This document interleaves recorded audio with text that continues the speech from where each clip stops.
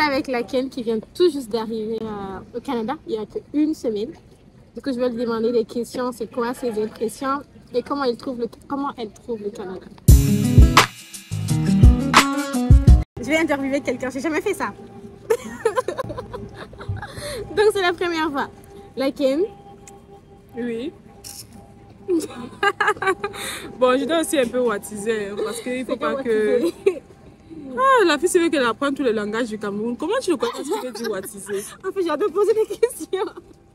Vas-y, si tu me dis un truc que je ne comprends pas, je te demande. C'est quoi? Watiser, c'est un peu parler avec un ton qui n'est pas le tien. Je peux dire ça comme ça. Pourquoi? Genre, je suis camerounaise, mais je parle un peu comme une française ou bien comme une américaine. C'est ça qu'on appelle watiser. En plus, c'est vrai que ça te va.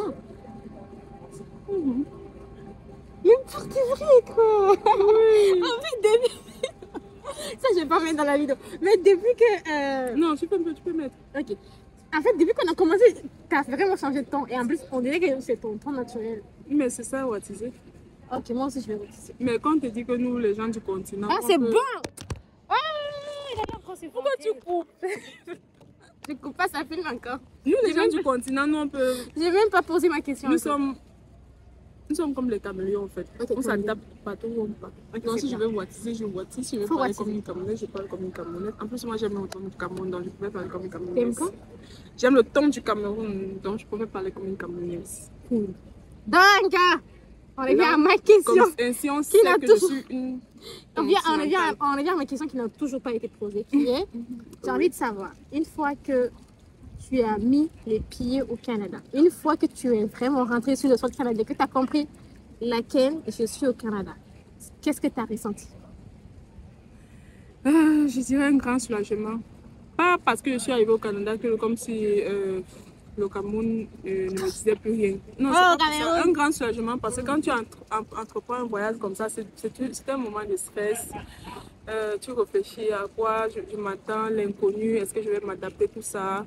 Donc, toute la période qui précède ton voyage, après l'obtention du visa, il y a tellement de stress. Les billets d'avion, trouver une maison, un appartement, arriver, comment s'installer, tout ça, c'est pas évident.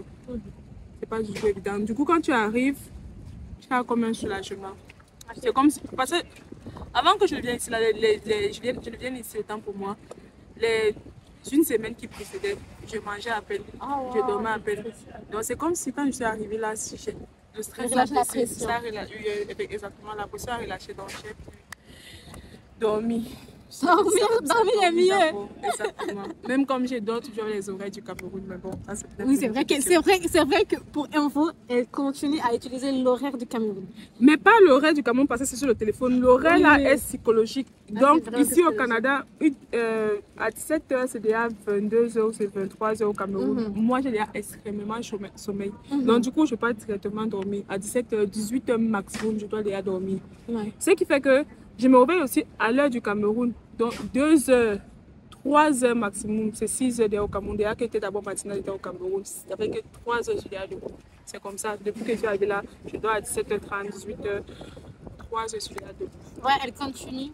Mais est-ce que tu sens que c'est une bonne chose à faire sur le long terme? Non, pas sur le long terme. Sur le long terme, je pense que ça va me poser des problèmes. Parce que si je commence déjà à travailler à partir de 15h, je vais commencer à brailler. C'est vrai, c'est vrai. Oui, parce que hier, pour information, elle m'a stressée. Hier, c'était sa première fois qu'elle voit la nuit ici au Canada. Oui, et quand elle m'a stressée, quand au début c'était 18h, elle était déjà fatiguée parce qu'habituellement, bon, elle se couche à 18h. Oui. Donc, parce que dans sa tête, 18h, c'est quelle heure au Cameroun? 18h, c'est quoi? C'est là 23h. Voilà. 23h. Son corps réagissait comme si c'était 23h parce qu'elle s'était réveillée à 1h du matin du Canada, qui est 6h du Cameroun. C'est ça. Donc du coup, hier quand j'étais stressée, c'est la première fois que je voyais la nuit tomber au Canada. Moi, je dors toujours ici, là il fait encore jour. Donc j'étais surprise même de voir la nuit. Bon, surprise c'est un peu trop dit parce que je suis arrivée la nuit. Mais bon, en dehors de la nuit, de mon arrivée, je n'ai plus vu de nuit ici au Canada. Il y a beaucoup de personnes, même, notamment moi-même, qui ont stress pour le douane. Tu vois, parce qu'on regarde beaucoup de vidéos sur YouTube, beaucoup d'influenceurs qui nous disent « Ah, les douanes, ils vont te poser des questions, ils vont te répatrier dans ton pays. » Est-ce qu'ils t'ont posé des questions? Déjà, moi, je suis résidente permanente, donc... Bon, ça va, ça... Non. Bon, là, c'est pas... On l'a pas dit, mais... Désolée. Bon, là, attendez. c'est pas pour vous narguer ou bien pour te narguer, c'est juste je sais que quand je te dis ça, ça te fait un peu sourire, tout ça. Il y a des raisons que ça me passe ça. Exactement, donc du coup, j'aime bien le dire. Mais sinon, en tant que président permanent, peu importe le visage, je pense qu'on passe toujours par une interrogation. Oui, on m'a posé la question, mais au fait, même pas les questions, on m'a posé une seule question. On m'a pas posé la question en tant que telle. Je peux dire qu'ils ont juste pris mon document de confirmation de résidence permanente. Ils m'ont posé des questions dessus, genre, est-ce que j'ai déjà fait la prison, est-ce que j'ai déjà pris de la drogue. C'est ça? Oui, c'est écrit dans ma résidence permanente, on me pose juste ça. Si j'ai un autre colis qui va venir, hormis ceux que je suis venue avec, j'ai dit non.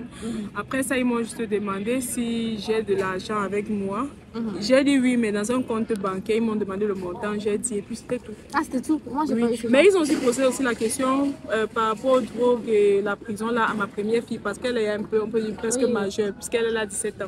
Oui, parce que laquelle est arrivée vraiment avec ses 3 enfants. La chance que son mari va bientôt venir. Et oui, effectivement. Tout ça. Franchement, je ne sais pas si tu t'en rends compte de la chance que tu as. Parce que j'ai une amie ici, elle est venue ici sans sa fille. Et sa fille est très jeune, je pense qu'elle a 2 ans. Et mon amie, elle a vraiment vécu une dépression. Oui, son mari, sa fille n'était pas là. Elle est venue comme étudiant. Elle a eu un visa étudiant, pas résidente permanente. Du coup, elle a laissé toute sa famille dans son pays. Les 2 premiers mois, je peux dire qu'elle regrettait. Et oui, c'est vrai. Mais c'est ça l'avantage de venir ici au Canada en tant que résident permanent. C'est que tu peux venir avec toute ta famille. Avec ton mari, si tu es marié, même pas seulement ton mari, et même ton conjoint de fait. Si tu es seulement en concubinage, comme on dit chez nous, on dit le vieux on reste, comme on dit au Cameroun. Chez vous, au Cameroun, on dit concubinage? Le concubinage, c'est le vieux on reste au Cameroun, oui, c'est le concubinage. Donc si tu es juste en relation, en concubinage, oui, tu peux venir avec une personne, avec ton conjoint de fait. Bon, dans le langage de la procédure du Canada, je dirais, on dit conjoint de fait. Donc tu peux venir avec ton conjoint de fait, tu viens avec tes enfants, les enfants que ton conjoint de fait a eu même au mariage, donc même ses propres enfants à lui, donc ça globalise tout le monde là. C'est ça l'avantage de la résidence permanente. La chose à savoir aussi sur le Canada, c'est que si tu habites avec quelqu'un, au bout de 2 ans, c'est ton conjoint et vous avez même les mêmes règles que ton mari. Même si vous n'êtes pas marié ici au Canada, si ça fait 2 ans que vous habitez ensemble, vous avez des allocations, vous avez des droits légaux, comme si vous étiez mariés vraiment. Oui. Donc, et je pense que c'est ça qui met... J'ai appris ça qu'il y a... Oui, c'est sûrement ça qui met en application pour les conjoints de fait. Genre, tu peux aussi voyager avec ton conjoint de fait pour ici, là. Est-ce que tu veux nous raconter un petit peu ta procédure pour avoir la résidence, pour les personnes qui s'intéressent? Pour ma procédure, je peux juste survoler parce que ce n'est pas moi qui ai fait ma procédure. Je suis passée par une agence. Tu veux me donner le prix de ton agence?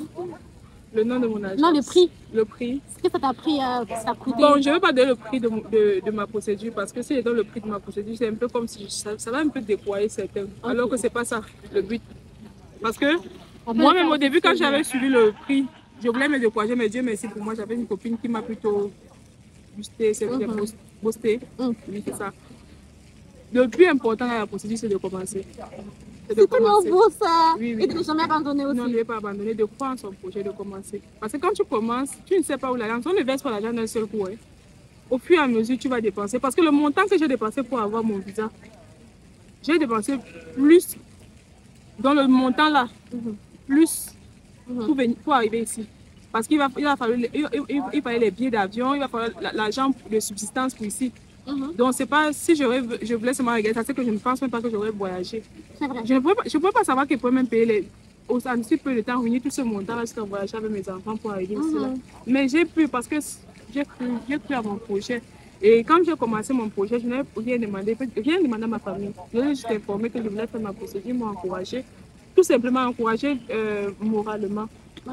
À faire ma procédure. Mais c'est quand j'ai eu mon visa, là maintenant je demandais l'aide de manière financière. Yes, oui. Et oui, ils m'ont aidé. C'est comme ça. Pour dire pour laquelle ça lui a pris combien de mois déjà? 4 mois. 4 mois. Pour moi, ça m'a pris 3 ans. Donc pour dire que moi j'ai fait 3 tentatives. Si je m'étais arrêtée au 2e tentative, jamais j'aurais eu le visa. J'aurais dit oh non, ça n'aurait jamais fonctionné. Mais parce que je me suis arrêtée au 2e tentative. Du coup, il y a beaucoup de chance aussi dans l'histoire des procédures, mais il y a aussi beaucoup de persévérance aussi. Oui, effectivement. Quand tu parles, j'ai une copine qui a fait sa procédure également. Ça fait, elle a eu, je crois, un seul rejet, mais elle veut déjà faire espoir. Mais c'est pas ça. Toi, tu es même une preuve vivante que tu peux avoir plusieurs tentatives et à la fin, tu aboutis à ton rêve. Je peux dire ça comme ça. Là. Donc, il faut prendre ce projet au fait. Il faut croire. Moi, je peux dire que moi, j'ai eu beaucoup de gens, même pas la chance, j'ai eu beaucoup de grâce. D'avoir fait ma procédure, juste 4 mois, c'est passé. Franchement, c'est beau. Quand je dis 4 mois là, j'exclus le temps de préparation des documents parce qu'il y a les documents. C'est normal, ça t'est ça. Exactement. Ça à toi. Exactement. C'était parce que comme au Cameroun présentement, là, pour trouver la place pour faire le test de langue, c'est pas évident. Donc si j'inclus ça, ça serait un peu long. Mais moi aussi, je peux dire que la première là, j'ai eu la chance, il n'y avait pas encore assez d'affluence. Donc moi, j'ai composé mon test de langue en octobre. En octobre 2023. Oui. Et j'ai attendu, je sais pas, c'est comme si j'avais même pas trop de pression pour faire la procédure. J'ai fait le test de langue, j'ai attendu que ça sorte en décembre. C'est même sorti, je ne savais pas. Oui, j'ai reçu le mail, je ne savais pas. J'ai su ça en septembre, mi-septembre comme ça. Quand le mail sort et que je vois que j'ai validé, après, ne viens pas dire que nous, les gens du continent, nous sommes pas un. Oui. Mais vous, c'est une fierté pour vous. Mais là, je peux être fière de dire que j'ai juste eu l'essai. Le secret dans la procédure, c'est là, il faut bien bosser pour le test de langue. Moi, on m'a conseillé d'apprendre ça comme si je voulais faire le bac. Donc de bien bosser, j'ai franchement bossé et Dieu merci parce que même jusque là tu peux bosser mais après ça ne donne pas trop. Mais j'ai juste eu l'essai au test de langue. Donc ce qui fait que rien que le niveau du test de langue, ça m'a donné 126 points. Mais c'est énorme, 126 points pour la procédure, 126 points. Quand tu pars dans le bassin, on va te donner le nombre de points que ça te donne. Ça me donnait 126 points parce que j'avais un bon niveau. Maintenant, j'attends que ça sorte avant de faire maintenant l'équivalence. Donc tu vois que j'aurais même pu lancer les deux. Mais je n'étais pas pressée au fait. Je voulais prendre mon temps. Quand mon équivalence sort, avant que j'entre dans le bassin, donc j'entre dans le bassin, plus exactement le 17 février 2024. Oui.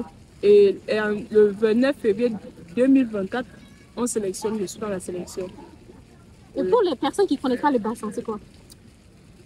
Au fait, pour être un résident permanent, il y a 2 procédures. Soit tu viens par entrée express. Moi, je suis entrée express. Soit tu viens par Arima. C'est pas pareil. Oui, c'est ça. Moi, je suis passée par entrée express. C'est ça qu'on appelle le bassin. Donc, il faut entrer dans ça. Et il y a les critères.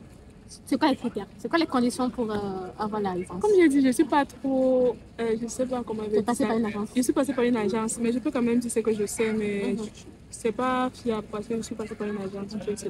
On prend avec des pincettes. Exactement. Mais quand même, ce que je connais, c'est qu'il faut avoir minimum 1 an d'expérience professionnelle. Oui. Il faut avoir minimum bac plus 2. Oui, il faut avoir... il faut passer un test de langue, comme je disais, et il faut faire l'équivalence. Mais là, il faut faire des recherches parce que je pense que l'équivalence au niveau de Arima, c'est pas obligatoire, je crois. Donc, c'est pour ça qu'il faut faire les recherches. Et aussi, il y a aussi un point important sur l'entrée express. Là-bas, on demande, on appelle ça quoi, un fonds. Tu connais ça? Tu as eu à faire ça, non? Quoi? Assieds-toi, attends, je viens à toi. Tu veux bien me prendre là? Non, ma mère elle est fatiguée. Filme-nous s'il te plaît. On est sorti pour un peu se balader là, on fait la vidéo, mais on n'a rien. On n'a pas demandé à la fille de laquelle de nous filmer. Merci à elle.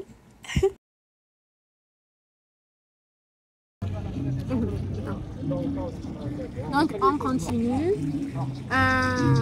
C'est quoi le conseil que tu dirais? Il y a une danse de salsa à côté là, donc c'est pas les moments idéaux pour la vidéo. On va essayer de conclure un peu. C'est quel conseil tu dirais à quelqu'un qui veut se lancer dans la procédure de l'immigration pour le Canada? Fonce, n'hésite même pas. N'hésite même pas, il faut foncer, n'hésite même pas. Sérieusement, le Canada est bien. Je n'ai pas encore trouvé le travail. Elle vient d'arriver il y a 1 semaine. Mais je ne vous mens pas, je ne suis pas stressée. Je sais que je vais trouver. Ça fait 1 semaine que je suis là, je n'ai pas trouvé le travail, mais c'est bien. J'ai pris une maison, je n'avais rien à la maison, je suis payée la maison. Mais ma maison est équipée même plus qu'au Cameroun. On donne tout au Canada, c'est développé. On donne tout, et pas du n'importe quoi. Je dis que les choses que j'ai présentement, c'est là, il y avait les choses que je n'avais pas au Cameroun. Oui, parce que je ne pourrais pas acheter ça. Mais parfois tu trouves que c'est un peu cher, tu vas acheter plus tard. Mais ici on te donne. Le Canada est Je suis allée chez elle hier et je t'ai bluffé. Très sincèrement. Je vais t'envoyer une vidéo de ma maison. Après, tu vas essayer de montrer ma maison quelque part. Tu vas mettre ça quelque part là pour que j'essaie un peu de voir. Pour que vous voyez tout ce qu'elle a vraiment eu. Exactement, que j'ai eu, qu'on m'a donné. Les assiettes, la gazinière, le micro-ondes, la salle à manger, canapé, même la télévision, même le frigo, même qui est vieux, même. C'est parce que présentement, ici, on fait les économies d'argent. Parce que pour partir porter, c'est ça qui coûte cher. Mais sinon, on donne tout. Présentement, j'apprends à me déplacer. Parce que pour se déplacer, c'est là, il faut maîtriser le GPS. Il faut maîtriser à quel niveau prendre le bus, le métro. C'est ça que je suis en train de faire avant que l'hiver n'arrive, que je maîtrise déjà quand même. Et donc, pourquoi je maîtrise quand même pour me déplacer? Je fais que je me déplace pour aller chercher les petites choses. Comme il aller chercher les... Oui, je me déplace pour aller chercher les petites choses, les choses qui ne pèsent pas, que je peux mettre dans mon sac à dos et me déplacer. Comme les pulls d'hiver, par exemple. Oui, je suis allée chercher les pulls d'hiver pour les enfants qu'on donne. Je me suis déplacée juste pour aller chercher. Désolée, il y a trop de bruit. Attends, on va conclure derrière après. Ok, on va conclure donc après. C'est la fille de Marilyn que... La fille de Marilyn.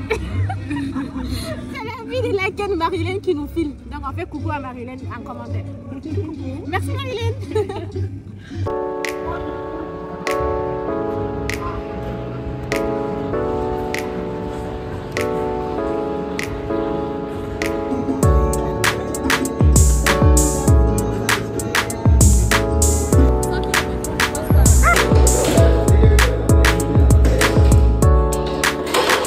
Conclure la vidéo ici.